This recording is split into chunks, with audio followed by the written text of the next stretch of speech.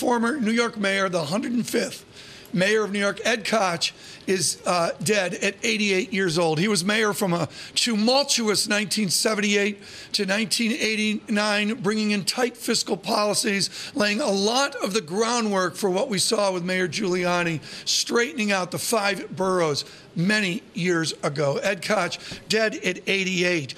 He was senator much in the same time, 1981 to 1999, and I can assure you, with a touch of clash, their wonderful Bloomberg radio program, and I know Senator D'Amato has been speaking with Bloomberg Radio this morning. We speak to him and to our global audience right now. Al D'Amato, needless to say, a very close friend of the mayor in these recent years. Senator D'Amato, good morning.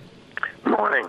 Morning. Very sad morning for us. I'm sure for the people at Bloomberg who knew Ed Koch, and for anybody who knew him, and for all New Yorkers, there was no one who loved and fought for the city of New York more than Ed Koch. He loved it. It was his life right down to the end. He was always talking about it. And I know, Senator, I know that Mayor Koch is asked to be buried at Trinity Cemetery, so he'll never leave Manhattan.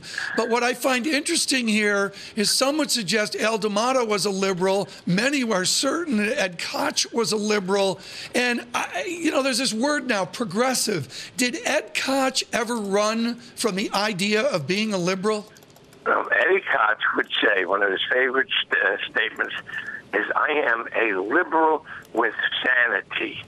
And Ed Koch wasn't afraid to support a conservative Republican if he thought that he or she was doing the job.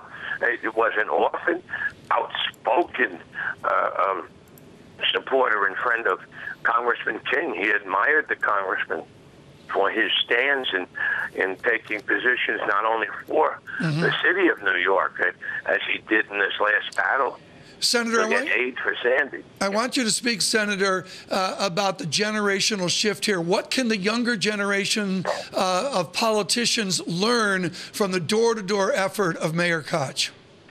Never give up. He was in the tradition of the great Winston Churchill. Never give up. And he didn't. And he'd let you know exactly where he stood and why he stood for the things that he did. So that, and by the way, he's a man that gave great loyalty, but he never reduced loyalty to blind obedience. He had a favorite saying. He said to me, "Listen, Alphonse, if you agree with me on 8 out of 12 things, that's good. Very good. If you agree with me on 12 out of 12, you should see a psychiatrist." Very good. That's perfect. Al D'Amato, thank you so much. The former senator from New York.